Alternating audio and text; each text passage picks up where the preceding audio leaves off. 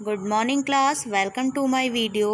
आज हम अपनी इस वीडियो में चैप्टर नंबर 1 है स्वस्थ कैसे रहें, इसके बारे में जो है हम डिस्कस करने वाले हैं।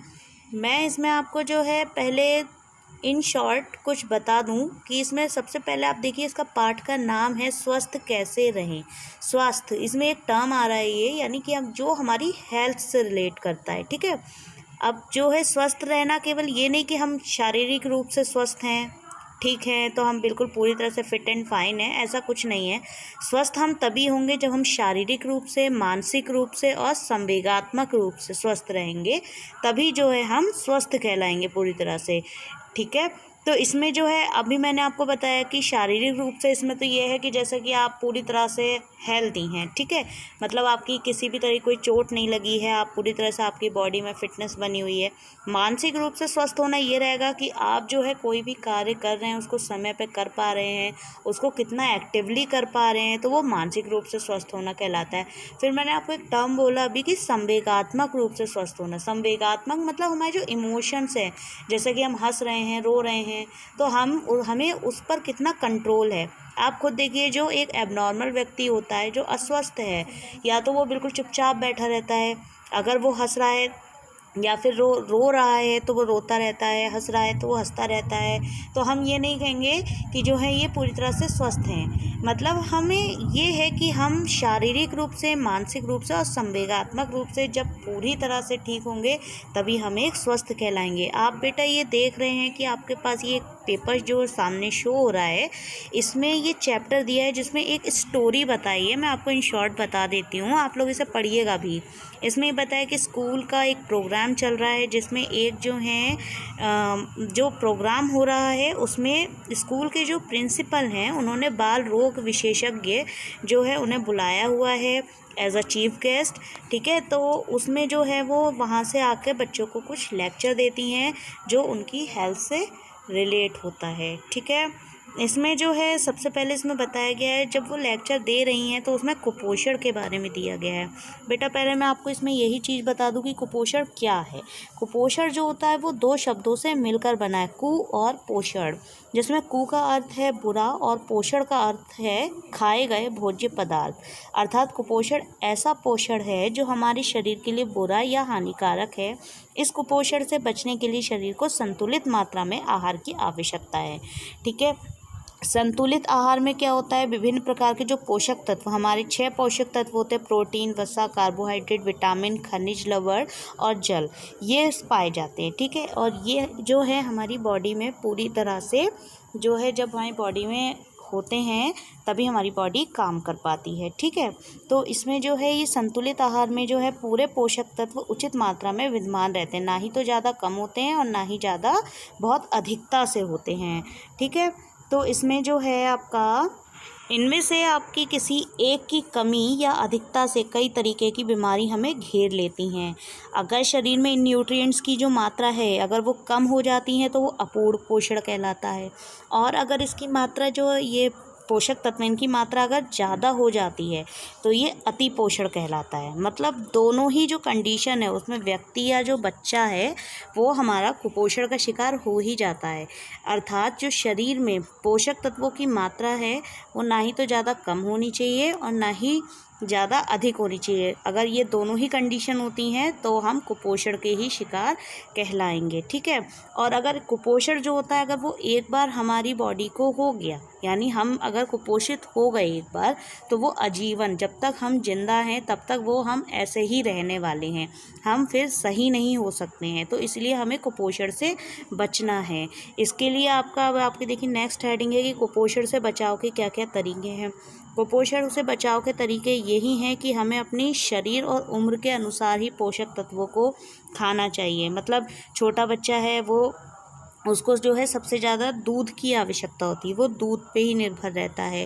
ठीक है, लेकिन जब वो 6 महीने का हो जाता है तो उसको फिर जो है दूध के साथ साथ जो है कुछ खाने के लिए भी आहार दिए जाते हैं, क्योंकि उसकी जो बॉडी होती है वो उस समय सिर्फ एक दूध के द्वारा ही जो पोषक तत्व मिल रहे हैं उससे वो जो है पर्याप्त नहीं होती है, इसलिए। और फिर जब एक इंसान जो है एक वयस्क व्यक्ति होता है, जो बड़ा इंसान होता है उसको दाल रोटी चावल ये सब पेट भर के खाना जो होता है उसे चाहिए होता है, जिससे कि वो जो है उसमें, क्योंकि उसमें जो है पोषक तत्वों के अनुपातिक जो मात्रा होती है वो बिल्कुल संतुलित होती है।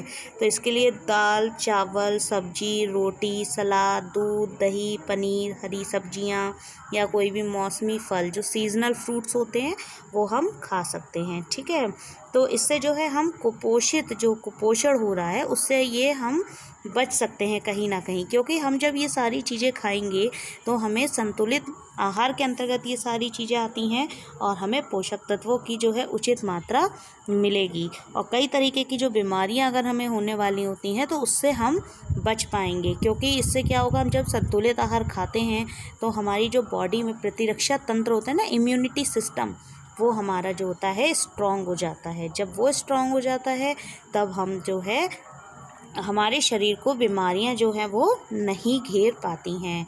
ठीक है, इसमें देखिए आपका इसके अलावा जो है हम स्वस्थ इस तरह से भी रह सकते हैं कि हम जो है उचित पर्याप्त आहार खाएं। इसके अलावा भी हमें कई तरीके से अपने शरीर को स्वस्थ रखने के लिए व्यायाम करना चाहिए, कई जो है रनिंग करनी चाहिए, या फिर कुछ हमारी एक्टिविटीज़ होती हैं जैसे हम डांसिंग करते हैं सिंगिंग करते हैं या कुछ गेम्स खेलते हैं, अपनी फैमिली के साथ टाइम स्पेंड करते हैं, हम वो भी करेंगे तो हम मानसिक रूप से भी स्वस्थ रह पाएंगे। ठीक है, तो ये तो था आपका कि कुपोषण से हम किस तरह से बच सकते हैं। नेक्स्ट है आपका कि शरीर के प्रमुख रोग एवं उनसे बचाव। कुछ ऐसी डिजीज़ होती हैं जो कॉमनली हमारी बॉडी में रहती हैं, हम उससे कैसे लड़ सकते हैं। तो उसके लिए सबसे फर्स्ट हमारी देखिए हेडिंग है कि कुछ रोग बताएं। फर्स्ट है हमारा रक्ताल्पता। रक्ताल्पता मतलब अनीमिया।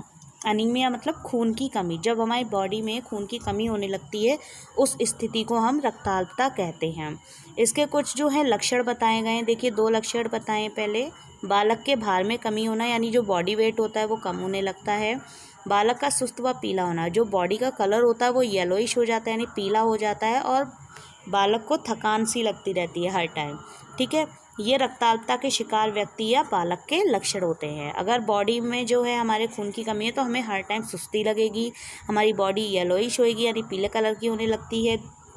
इसके अलावा जो है अगर हमारी जो है भार में हमारी बॉडी वेट में कमी होने लगती है। ठीक है, अब हमारी जो ये खून की कमी किन किन कारणों से होती है। खून में जो आरबीसी यानी जो रेड ब्लड सेल्स होती हैं वो प्रभावित हो जाती हैं, यानी कि वो कम बनती हैं, जिससे कि हमारी बॉडी में खून की कमी होती है। नेक्स्ट है शरीर में किसी अंग से खून का अधिक स्राव होना, डिप्थीरिया असंतुलित भोजन गठिया जैसे रोग के कारण भी ये बीमारी हो जाती है। अगर बॉडी में कोई ऐसी डिजीज़ है जो परमानेंटली होती जा रही है हमें, तो भी हमारे बॉडी के अंदर आरबीसी जो होती हैं यानी रेड ब्लड सेल्स होती हैं वो बनना बंद हो जाती हैं और हमारे बॉडी के अंदर खून की कमी हो जाती है। वातावरण या घर में शुद्ध वायु व धूप की कमी सीलन आदि से भी ये रोग हो जाता है। इसलिए हमारा जो घर का एटमॉस्फेयर है उसको मतलब घर में उचित प्रकाश की व्यवस्था होनी चाहिए। अब हम जो खून की कमी है इस रक्ताल्पता इस रोग से कैसे बच सकते हैं, इसके तरीके बताए हैं। इसके लिए हमें आयरन युक्त जो लौह तत्व से युक्त खाद्य पदार्थ होते हैं, ये खनिज लवण होता है, जैसे पालक सेब चुकंदर अनार, ये सब हमें पर्याप्त मात्रा में खाना चाहिए, जिससे हमारी बॉडी के अंदर ब्लड जो होता है वो बनना शुरू हो जाता है और ब्लड लेवल इंक्रीज़ होता है। ठीक है, और आयरन जो होता है वो शरीर में हमारी हीमोग्लोबिन की कमी को दूर करके जो हमारी आरबीसीज़ होती हैं उनको डेवलप करता है और इससे रक्त में हमारे लालिमा आ जाती है।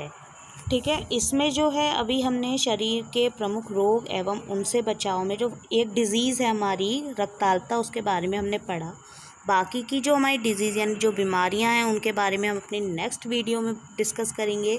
और इसके अलावा मैंने आपको जो है इस चैप्टर के पिक्स सेंड कर दिए हैं, क्वेश्चन आंसर सेंड किए हैं, वो आप अपनी कॉपी में नोट डाउन करते रहें। इसके पहले जो वर्क हो चुका है वो भी आपने नोट डाउन किया है तो वो वेल एंड गुड है, आप उससे कोई टेंशन ना लें कि आपका फर्स्ट चैप्टर है अब स्टार्ट हुआ है, तो इस तरीके से कोई दिक्कत नहीं है। अभी आपकी ये बुक से जो है आपका वर्क स्टार्ट हो चुका है तो आप अपना ये काम जो है अपना कॉपी में करते रहें। ठीक है, मिलते हैं फिर हम अपनी अगली वीडियो में। ठीक है, और अगली वीडियो में जो है हम अपने आगे के पॉइंट्स को डिस्कस करेंगे। तब तक के लिए stay home stay safe. Thank you, bye.